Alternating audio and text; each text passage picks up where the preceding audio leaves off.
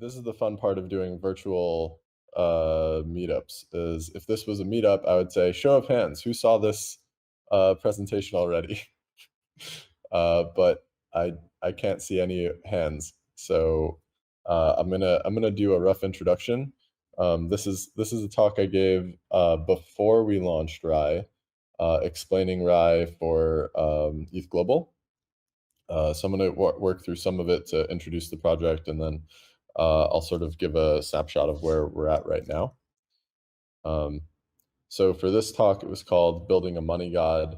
I have framed RAI as a money god. I'll explain why. I'm the co-founder of Reflexer Labs. So yeah, let's talk a little bit about what we're doing.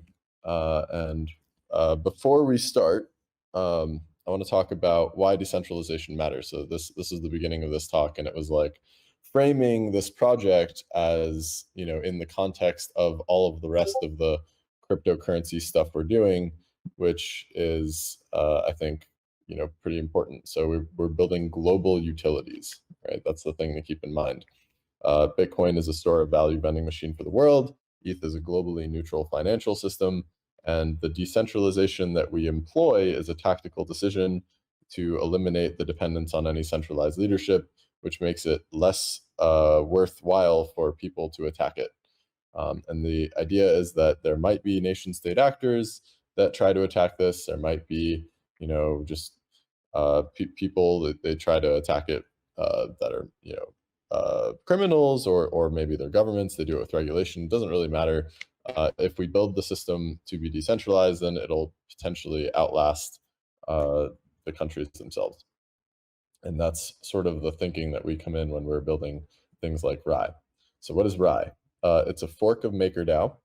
It's an ETH-backed DeFi asset. It's a stablecoin-ish. It's a volatility dampened index of the collateral. It's governance minimized. It's got algorithmic rate setter for its interest rates, and it's optimized to be DeFi collateral. So the company building RAI is Reflexer Labs. CEO is this guy, Stefan. He's a 22 now, maybe 23, 22-year-old Solidity wizard in the UK. It's got 5 devs. The advisor is one of the co-founders of MakerDAO. This is his original plan for Maker. We've since raised more money from Pantera and Lemniscap, and more money from MetaCartel Ventures and the LAO, like 4 million total. So happy about that. It was born of frustrations with multi-collateral DAI. So we had single collateral DAI in 2018, which was ETH only form of collateral. And the governance mostly set the stability fee, and I loved it. And it was easy to explain. It's just like, this is backed by some amount of ETH, and it's pegged to $1. It was very easy to understand. It made sense. But then they added a lot of tokens and a lot of decisions, and at that point, I was a little less into DAI. I think it's very cool the direction they're taking it, but I'm sad that there isn't something that is like cypherpunk money as much as I felt the original single collateral DAI was. And so we set out to build RAI to be the cypherpunk money that we want, where we believe that control is liability, where if you have areas that you can control a thing, governance points, permissions, multi-sigs, these are the targets for exploitation and regulation. And then there's social scalability, which is another design objective, which is the idea that the faith that people place in machines scales faster, scales better than the faith they place in humans. Something like MakerDAO, you're still sort of trusting in the holders of MKR to make good decisions, whereas in something like Ethereum, it's more informal governance. There isn't really any specific person or set of holders making decisions. It's a rough consensus driven by all the stakeholders, and we more or less trust in the rules of the game. Same with Bitcoin. Bitcoin even more so, where they basically entirely just trust in the rules of the game, and because they do it, they believe that they can stake the rest of their lives on this network and become sort of devout believers in this thing. And the idea is that if you build something in the right way, it can possibly inspire this kind of devotion, and become parts of people's daily lives. Because what is love but pattern recognition? And if we if we know exactly how something is going to behave, then they kind of can't help but love it a little bit. So yeah, and then we want to break the dependency on US dollars. It's sort of a tragedy in our eyes that there is no dollar alternative to for DeFi and sort of for the world. Um, and so we want to build stuff that will create stability but not need to be pegged to other assets. And when we tell people that, they're like, but what is it pegged to? We like to counter, well, like, what's the dollar pegged to? And people then sort of have to recurse and be like, oh, wait, what? Like, the dollar's not pegged to anything. Oh, like, it's actually kept stable by the central bankers and da da da. And then they sort of realize that you can actually use that mechanism to try to drive stability for other assets. And there's no central banker monopoly on stability. The rest of this, I talk a little bit about control theory in this talk. I'm going to skip around a couple steps. So I'm going to show you guys RAI in the wild. So this is the RAI ETH pair on Uniswap. It's the top 3 pair by liquidity right now. It's a little bit short of USDC and USDT. I think it actually got ahead of USDC yesterday, and then USDT came back and flipped it. I'm not sure, but yeah, we've been getting more and more liquidity. It's top 6 by liquidity on Uniswap, and the way that people have been using RAI is in a couple different ways. So the way you mint it is you come through this app. This is app.reflexer.finance. It's very similar to MakerDAO. You can see that I have borrowed 120,000 RAI, which is worth about $360,000. I'm leveraged long ETH right now, so pray for me, friends. I have borrowed this RAI using this interface, so you can borrow RAI here. I can borrow 50,000, and it'll hike up my collateral ratio, or will hike down to 160%. And then my liquidation price has been hiked up to $1,600. So if ETH drops below $1,600, I pay a 14% penalty on the remaining ETH that I have in the system. And so then I can borrow RAI, and what I've done with it is I've borrowed it and sold it for more ETH that I've then deposited to push my liquidation price lower. And in that way borrowed, about 50% of the amount of RAI worth that I started out with. So you could say this is like a 1.5x leverage long position. So that's one of the ways people use it. A lot of people play with the redemption rate. So the big thing that we do that's interesting for RAI is this redemption rate. And the redemption rate is really the rate, the speed at which the rate moves around. So with RAI, we're not pegging it to $1. We started off with an arbitrary starting point at 3.14 because we're nerds and we picked pi. And so what happened is for the first 3 weeks, we had an incentive program where we incentivized people to buy and hold RAI and use it to provide liquidity.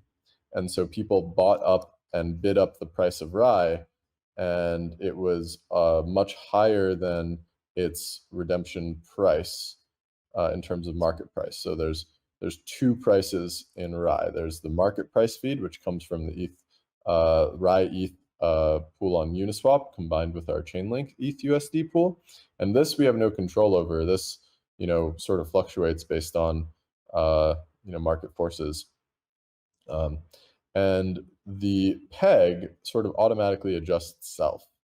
And so the cool thing is that the way that our system works is it adjusts its own peg price in order to influence the market price. And so if the market price is significantly, higher than the redemption price, there's a negative interest rate, and the negative interest rate pushes the redemption price further down, which is what happened for the first 3 weeks, and you can sort of see it in this chart.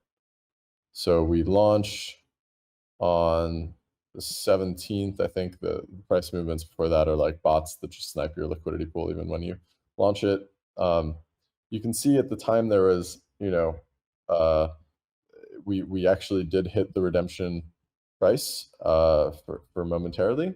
And then sort of over the next couple days, we're above it and above it. The price is going to 3.5, 3.6. So that's like 10% would have been 0.3. So at 3.6, it was like, almost 20% above, like 15% or so. And then we see it staying above, but then what's happening this whole time is that the redemption price is actually decreasing. And so the peg is going lower and lower as a result of this volatility, being lopsided. And this went on for some time, and it keeps driving the peg lower and lower and lower, this blue line, until about a week ago. And as of a week ago, we start seeing about the same amount of time with the price below the peg as time above the peg, and we see it sort of stabilize. What did we do a week ago? Well, a week ago, we changed our incentive system so that we are only rewarding the people who both mint RAI and LP RAI. And so that eliminated the incentive for people to simply bid up the price of RAI in order to LP, which made the value of simply holding RAI less, and now you had to mint it also. And so some people who had already bought RAI to LP with it, they just minted that RAI and sold it. And then other people, just took down their LP positions because they didn't want to mint, or they minted and then started LPing. And that has created a rough equilibrium, and it seems like it's going to stick around here for a while. And so the two things, to zoom out for a second, the two things that have an impact on this price are, on the one hand, the demand to hold RAI, which pushes the market price up, and then gradually pushes the redemption price down, which sort of creates more incentive for people to leverage RAI. And then on the other hand, the demand to leverage RAI and borrow RAI. And so the more people hold RAI, pushing the market price up, there's a negative interest rate, which makes it less attractive to hold RAI. And that negative interest rate is seen as a positive interest rate by the people borrowing RAI. It's the same as if you were borrowing USD and it was hyperinflating. So you could say that while the interest rate of RAI is negative, it's actually inflating faster than the US dollar. So we subjected our own system to this period of hyperinflation. Here's a better picture of this. So this was like the hyperinflation period, and now it's more stabilizing. And so while it was hyperinflating, you were actually being paid to short RAI, to borrow it and sell it. Your debt was being depreciated. And so it was a very good time to short RAI and long ETH or long alts, or just hold in dollars and then wait, and then you could buy back your debt later, and possibly it could be cheaper and make money off of the arbitrage revenue there. A bunch of people did that, and that's part of what contributes to the stability of the price itself. In a positive rate environment, the inverse is true. So your debt is getting more and more expensive, but you are also being paid to hold RAI. And so in a positive rate environment, it's more attractive to hold, which drives the price up, which eliminates the positive rate after a minute. And so the system is basically manipulating its own peg price, its own redemption price, which we also call the target price, with this redemption rate, which is automatically set by this controller to influence the market price to basically converge to the redemption price. That's a big mouthful.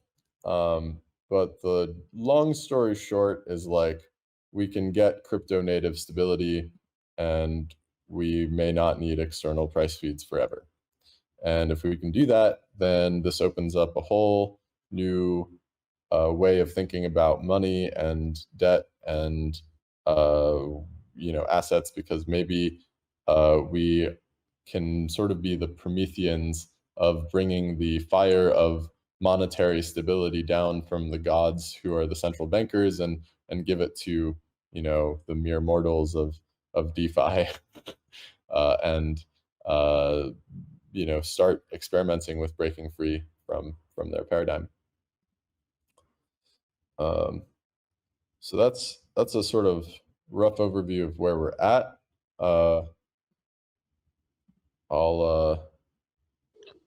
Yeah, see if we have any questions. Yeah, we can stop for questions for a sec, and I can explain some other fun stuff too in a sec, if there are none. Keep explaining some fun stuff to us. All right, cool. So here's some fun stuff. So I'm not going to get too deep into the control theory stuff. There's a nice field trip link here, but this is how do you stabilize a robot? It's pretty funny. Basically, for RAI, instead of voting on interest rates, we're using a PID controller, and PID controllers are cool because they sort of act autonomously. They have these three different terms: a proportional term, integral term, derivative term. But basically, this is like how much error is there currently. The integral is like how much error has there ever been, and the derivative is like how fast is the rate of error. Is the error rate of change, and then what do we want it to be? And so this is a projection about the future. And so the cool thing about this is it's like pretty easy to do the math. These exist everywhere. This is like how your car does cruise control. This is like how drones fly. This is how all industrial equipment is kept stable. The pressure of this, the flow rate of that, the temperature of this tank, this vat, it's being housing some chemical reaction. So this is stuff you learn in college for any non-computer science discipline, engineering. Now, the cool thing is that central bankers have actually been applying this to monetary policy. And so one of the common rules of thumb is the Taylor rule. And the Taylor rule has this, inflation gap pi, which is an error term, an output gap y, which is an error term. And then it has, ki as a constant. And pi in this case is the difference between the average inflation over the prior quarters and the target level of inflation, which is essentially an integral term. And then y is a real gross domestic product, GDP, as the deviation from central GDP. So suffice to say that there's the central bankers have actually approximated PID control because the different setups they have, the different rules. So this is the Taylor rule. They all have some combination of backward-looking and forward-looking and current terms. And so essentially, we have central bankers who consult a controller, and that gives them the output that they should put in, for their policy making, and then they go do that.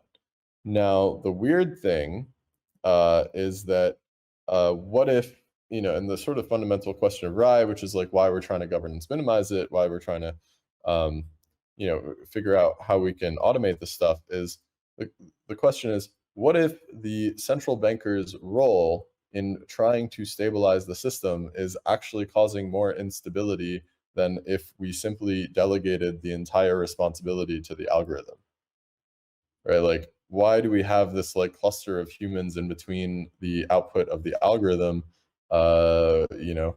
when really people play such a huge speculative game on what the central bank policies are going to be, that we may be causing more instability just on the guessing game and the speculation around the policies than actual policy. So it might be counterproductive. I don't know if that's actually the case, but we're going to run on our experiment and see if we can achieve stability without humans, or to the extent we can achieve stability without humans. And that is the plan for RAI.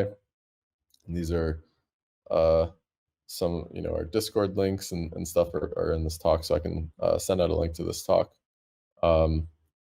This is way I gave this talk a while ago, because this was before we even launched the demo prototype. This is what our system looks like. Yeah, if there's any questions, now's a good time. There's 5 minutes left. Yeah, so I think it's really great you're investigating the math behind all these systems, and especially like the one circuit that you had. It's so reflective of even how AMMs work with how they return profit. Where deposit into one pool and generate your yield, put it back in to generate more. I mean, that's pretty much the standard math behind DeFi. I also thought it was really interesting to hear the shorting strategy that the community had when it was, when it's going down. I think that is critical to a lot of like the borrow lending kind of play for DeFi. Is there a way that people can understand the math without having the advanced understanding of mathematics and modeling? Yeah, and so the math is sort of fairly, I don't want to call it simple or straightforward. I guess I was about to, but the math is such that it's right now we're just running a P controller in production. So when RAI goes a certain amount above the peg price, the redemption price, there's a certain negative interest rate applied to it, and that just lasts until the equilibrium is reached. And currently at equilibrium, there's no interest rate. And so it's similar to these like lending protocols that have variable interest rates at full collateralization or not, except the thing that we're changing, it's not so much of an interest rate where you get more units of a currency. We're devaluing and valuing the currency itself. So we're playing with the actual peg price. And that's the sort of difference. The math isn't super complicated to do that. It's, well, once you pick the right numbers, it works. But picking the right numbers is the hard part. Knowing, if the price goes a certain amount above, how much do I need to make the interest rate, negative in order to drive people to sell it? And that has to do with, how people respond to the system. And so we've actually tuned the controller a little bit as we've been going. We made it a little weaker as we went, by about a factor of 2, a little less than 2. So that if you paid very close attention at the beginning, you would have seen a higher interest rate for the same level of, price gap, which we call error, as we do now. But yeah, that if you're interested in playing the game is easy.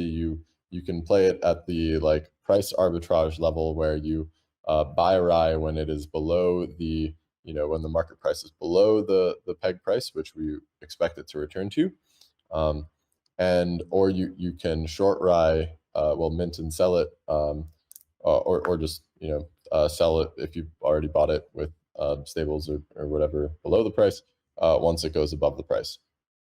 The other part of the game is sort of like playing the interest rates. There isn't a way to long RAI with RAI. You can't like borrow RAI or like borrow against your RAI and buy more RAI right now. But once we're integrated into lending platforms, you'll be able to do that too, and play the interest rates on the way up. And then similarly, you would be able to short RAI against other assets. Right now, you can only really short RAI against ETH, because you need to lock up ETH into Reflexer to mint the RAI that you want to sell short. And if we were on Compound Nave and stuff, then you would be able to like use DAI and then borrow RAI and then sell the RAI short. And so we're working on growing the opportunities for a diversity of positions in the space, because I think that'll also lend itself to increased stability. So one of the other things that I caught basically from the key problem that you're solving is kind of reducing a dependency on the oracles. And that sounds like one of the reasons that you've got the pegged token as well. Is that right? Yeah. So we're trying to not depend on the US dollar as our unit of account. We still end up somewhat depending on it, as you know, because how do you price ETH and RAI against each other? Like you always need a third thing to price two things in. And so RAI can like reference itself as a peg target, but like there's still some amount of Oracle in the system right now. We have a whole like governance minimization roadmap where we're trying to remove the oracles, and you know we want to. It might be the final last thing that we still have to have governance over. And so similar to how Ethereum wants to get to a minimum viable issuance model, like we want to get to a minimum viable governance model, so that if it's just oracles at the end of it, like all right, maybe we'll put it on a 6-month time delay and call it a day. Right. Well, great. Thank you so much for your time and your insight. That was really amazing. Cool. Thanks for having me, guys.